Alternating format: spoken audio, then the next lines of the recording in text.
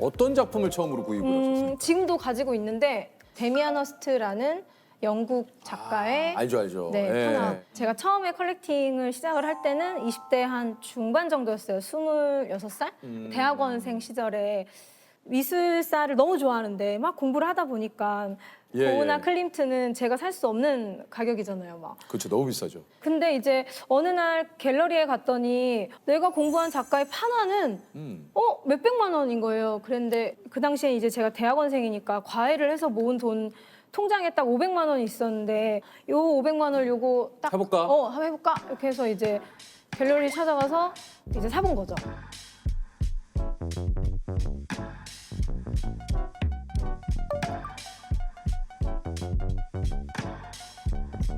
하나가 네네. 일반 그림하고 그러니까 어떤 게 다른 거예요? 판화는 좀 더 대중들에게 친숙하게 하기 위해서 개수를 좀 정해서 발행을 하는 건데요. 뭐 작가가 결정을 합니다. 이렇게 100장을 찍을 수도 있고 뭐 1000장을 찍을 수도 있고 그 넘버가 표시가 돼 있죠. 그래서. 저 분수처럼 적혀 있습니다. 뭐 250장 중에 몇 장. 리미티드. 그 당시에는 막 밤에 잠을 못 자고 막 나의 보물. 그럼요. 예. 막 귀하게 샀는데 이건 내가 죽을 때까지 얼마나 오를까 이게 막 혼자 이제 저도 처음이니까 그러면은 그 판화는 지금은 한 얼마나? 저 몇 년 전이죠 그게? 제가 39이니까 한 13년 전. 13년. 네. 그냥 조심스럽게 한 3배, 4배? 한 2, 3천, 한 4천만 원 정도? 처음에는 옥션이나 이런 데서 보니까 한 7, 800만 원까지 올라서 역시 내가 진짜 이거 잘했구나. 노동을 안 해도 있었구나. 되는 거 아닌가. 노동을 안 해도 되는 거 아닌가? 아니, 과외 이제 그만 가도 되겠구나. 근데 요즘에는 200만 원대에 거래가 되더라고요. 떨어졌네? 네네네. Oh my god. 아니 거짓말. 진짜로 10년이 지났는데요. 아니 그 데미안 호스트 그 굉장히 유명한 작가님인데 그러니까 이게 많은 분들이 오해하시는 게 모든 미술 작품이 다 오르는 게 결코 아니다. 아니에요? 근데 그거는 그 작가의 잘못이 아니라 판화는 일단 개수가 많잖아요. 제가 산 건 1000개거든요. 아 그래요? 신기해요. 개수가 일단 많구나. 근데 개수가 많으면 시장에서 어떤 분은 200만 원에 샀지만 100만 원에 내놓을 수도 있는 거잖아요. 누군가. 그렇죠. 내가 그렇죠, 이제 그렇죠. 급하면. 그렇죠. 그러니까 이게 가격이 계속 바뀔 수 있죠. 근데 수익이 난 게 얼마 있죠. 정도 나? 예. 그러니까 제일 예로 들면 그래도 좀 유명한 작가 중에 일본 여성 할머니 작가인데. 야요이. 네네. 푸사마 야요이. 네, 맞습니다. 예. 최근 뭐 10년간 가장 유명한 작가인데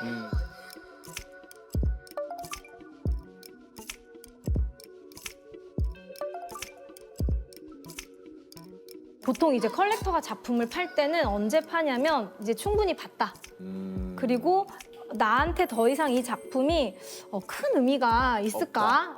난 더 좀 새로운 작가를 사랑하고 싶은데 이럴 때 좀 파는 것 같아요. 그리고 나한테만 유명한 게 아니라 모두에게 유명해졌다. 이럴 때 좀 결정을 하는 것 같은데 쿠사마요이가 제가 한 8년 정도 가지고 있었던 것 같아요. 그러다가 더 사랑에 빠진 할머니 작가가 나타나서 그때 이제 어떻게 할까 돈은 없는데 그러다가 이제 판매를 결정을 했고 저는 그 당시에 500만 원대에 이제 샀었어요. 근데 판매하는 시점에는 3천만 원대. 와 6배가.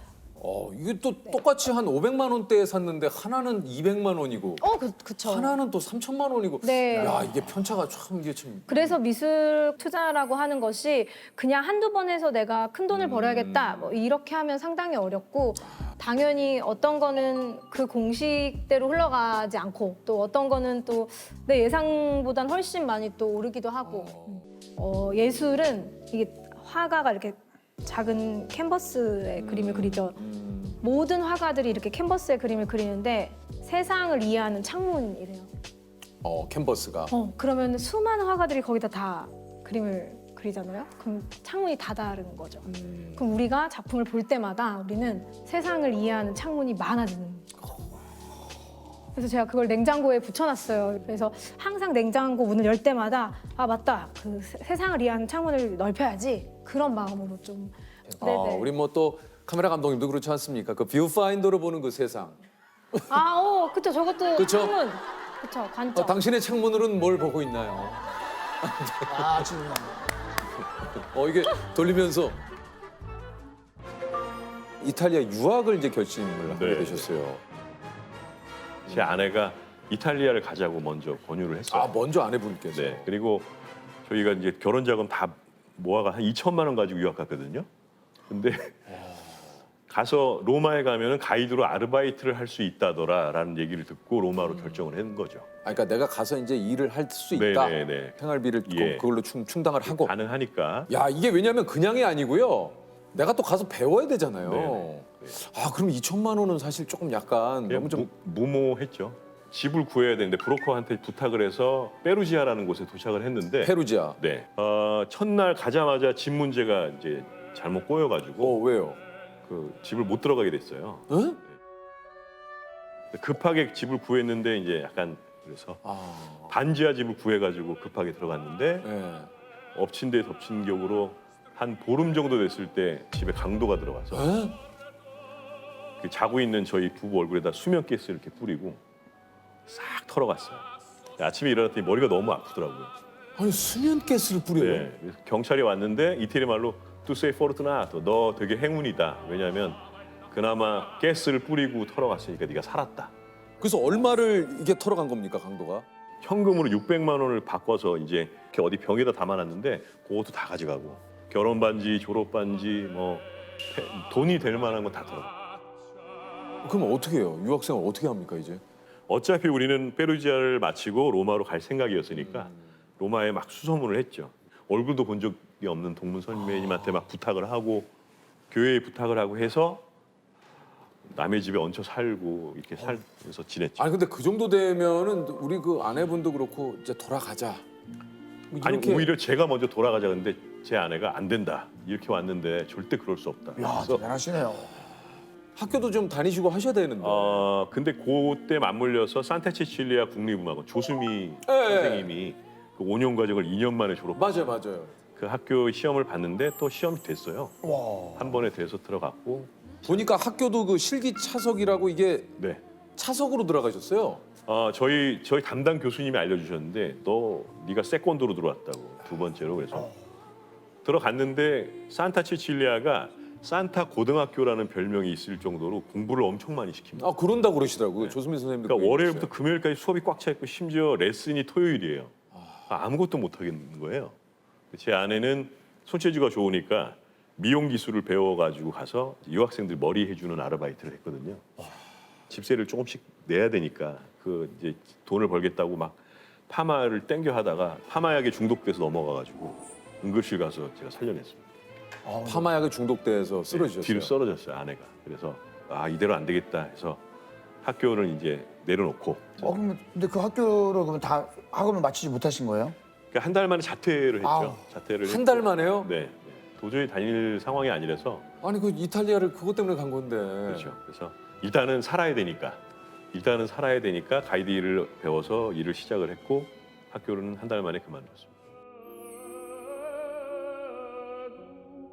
저 그래도 콩쿨도 한 14번 입상했어요. 아 계속 하셨구나 그 일을 하시면서. 예. 야 근데 그거 쉽지 않았을 텐데. 네. 그냥 뭐 아무 생각 없이 가는 거죠. 무식하게.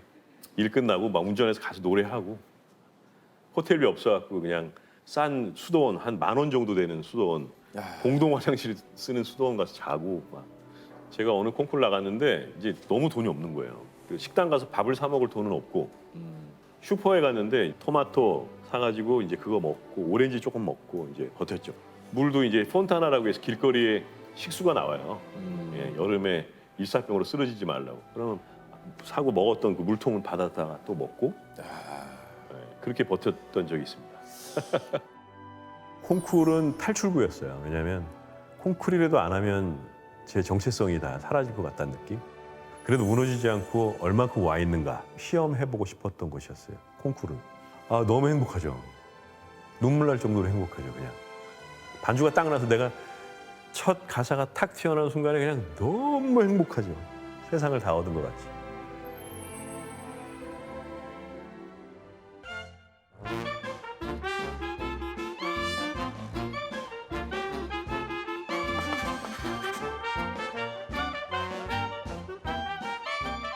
이게 그 파이어족이라는 게 이제 정확하게 파이낸셜 인디펜던스, 예, 리타이어 얼리. 네. 여기서 이제 파이어족인데 기사에서 제가 봤어요. 그리고요. 아, 저를 보셨어요? 예. 인터뷰 하셨었죠? 네, 최근에. 맞습니다. 네. 그거를 보고 제가 야, 이게 참 그래서 좀 재밌게 그 기사를 좀 봤는데 은퇴하기 전에 혹시 어떤 일 하시는지 여쭤봐도 됩니까? 저는 카카오랑 K에서 16년 동안 서비스 기획자로 일을 했어요. 남편께서도 같이 네. 같은 직장에서 근무를 하셨어요? 네, 카카오에서 만나서 사내연애. 목표했던 은퇴 자금은 한 어느 정도로 생각을 하시는 건가요? 저희가 가계부를 계속 썼는데 한 달 생활비 한 250만 원에 그다음에 연간 나가는 세금 같은 돈 한 300 해가지고 3,300 정도를 연간 예산을 했고 세금 포함 3,300. 네네네. 그러고 저희 남편이 만 55세부터 이제 연금을 받기 시작하니까 그리고 제가 받을 때까지 6년의 시간이랑 계산해서 보니까 저희한테 필요한 생활비는 4억이더라고요.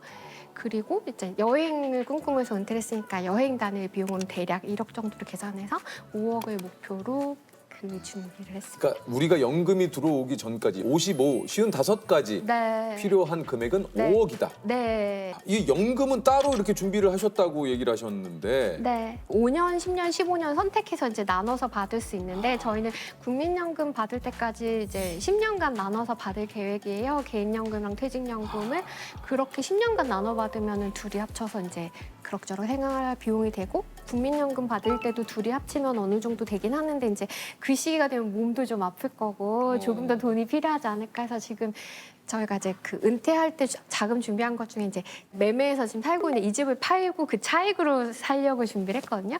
그래서 약간 저렴한 곳에 집을 사서 그걸 주택연금으로 돌리려고 생각하고 있어요. 그래서 주택연금이랑 국민연금 합치면 그냥 먹고 살만 하겠더라고요.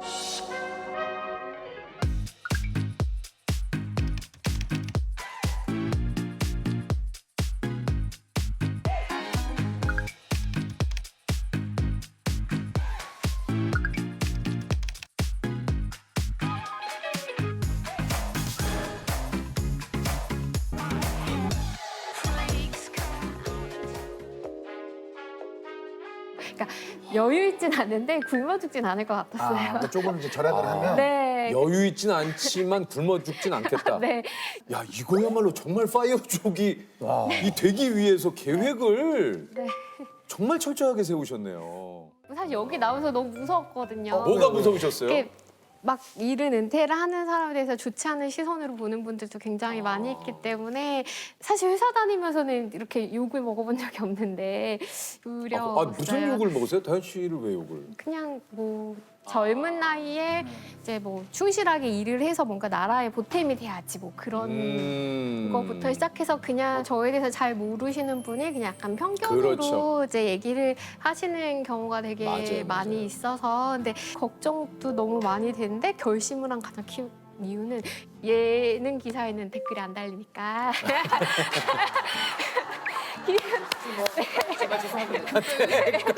댓글 때문에.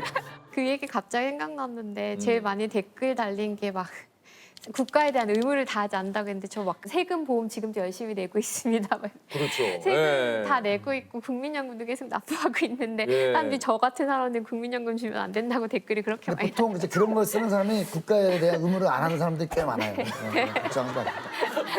우리 조셉이 또 사회적인 메시지 하나 던지는 겁니까? 우리 오랜만에 우리 또 조셉이 드디어 유퀴즈 한 3년 만에 사회 메시지. 야, 네. 한번 던져봤습니다. 솔직히 말하면 뭐 다현 씨가 뭐 의무를 다하지 않은 게 뭐가 있습니까? 네, 그럼요. 네. 근데 이제 뭐 저는 그렇게 생각합니다. 뭐 어떤 선택을 하든 이건 다양한 삶의 방식이에요. 아, 그럼요. 그러니까 저희 또 뭐 유퀴즈에서 그래서 다현 씨를 오늘 모셔서 이런 얘기를 듣고 있지만 네. 사실 저는 좀 이렇게 좀 다양해져야 된다고 생각하거든요. 생각의 틀이 자꾸 좁아지고 한 곳으로 가는 맞아요, 거는 맞아요. 정말 이거 바람직하지 않은 네. 것 같아요. 이 다양한 어떤 삶의 방식을 통해서 사회가 좀 저는 발전을 한다라고 생각을 하거든요. 네. 예, 내 생각이 어떻든 간에 나의 기준은 내가 지키면 되는 거고 맞습니다. 타인에게 어떤 나의 생각이나 나의 기준을 자꾸 강요하는 것만큼 하지 말아야 될 일은 없는 것 같습니다. 어.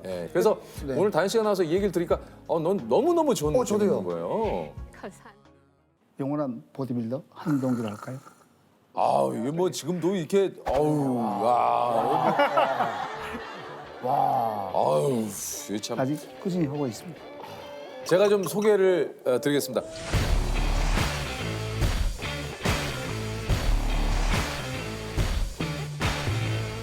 1981년 보디빌딩을 시작해서 84년 미스터 코리아 타이틀을 받으면서 이름을 알리고요.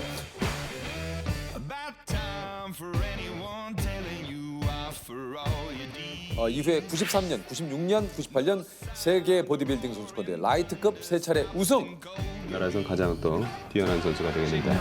한동기 선수가 제일 자랑하는 포즈입니다.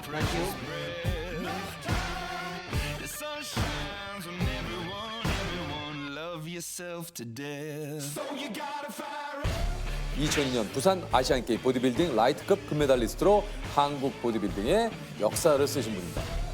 표정에서는 부록의 나이만큼 여유와 노련함이 그대로 묻어나옵니다. 요즘은 식단 관리에 대한 정보들도 좀 많은데 그 당시에는 좀 어떻게 이런 그 정보들을 좀 초창기는 뭐 닥치들 먹었고요. 외국 시합을 나가다 보니까 그 외국 선수들이 먹는 게 완전 다르더라고요. 그래서 배워서 내 걸 만들어서 이제 그걸 도시락을 싸가지고 다녔던 거죠.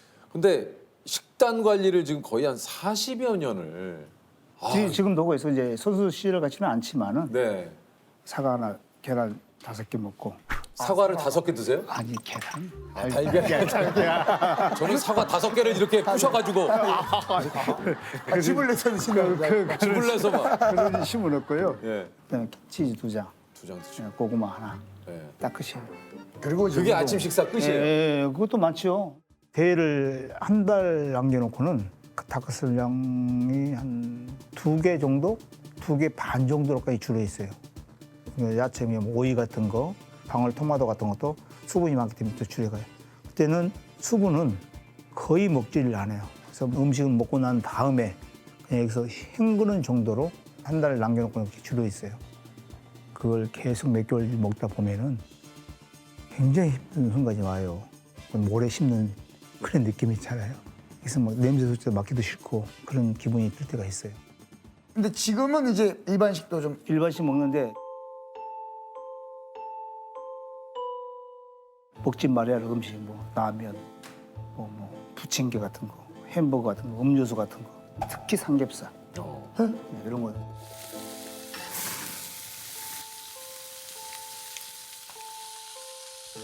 삼겹살 뭐 완전 기름덩어리잖아요. 여기 있으면 맛있지 들어가면은 좀 나는 나쁘다고 보거든요. 아니 그러면 저 삼겹살 드신 지 얼마나 됐습니까? 지금도 안 먹어요. 짜장면, 라면, 삼겹살 안 드세요? 네, 안 햄버거도? 네, 햄버거도 안 먹어요. 나쁘다는 건 안 먹어요. 치킨. 치킨은 튀긴 건 안 먹고 네. 요즘 그 구워 나오는 거, 예, 그건 좀 먹어요. 아니 그러면은 그 짜장면을 마지막으로 드신 게 언제입니까? 운동하기 전에 20대 초반에요. 그때 짜장면 맛은 어땠습니까? 뭐 최고죠. 뭐. 뭐 정말 최고. 남해도 최고고요. 요즘에 3대 중량을 몇이냐 뭐 이런 얘기 많이 이제 저를 이제 한번 몇 킬로 들었는가 물어보고 싶은 거죠. 저는 벤치프레스를 210을 들었어요. 김동현의 3대는 몇일까? 한번 도전을 하기 위해서 제가 이곳에 왔습니다.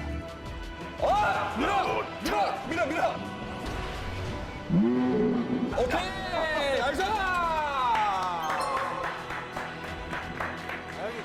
의외로 스쿼트를 제가 이제 좀 벤치프레스보다 좀 적게 들었어요. 200kg 들고. 좋아요. 오케이. 잘 됐어요. 네. 손깍 주시고.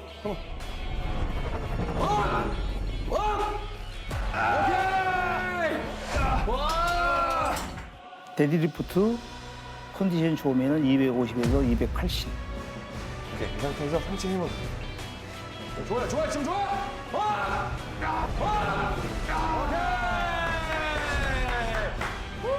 저의 공식적인 3대는 370. 그러면 410에 690이죠. 네. 거의 한 700. 야, 이 벤치 프레스를 그 200이요? 200이면은 와. 아유. 이거 뭐야? 뭐야 이렇게? 유키스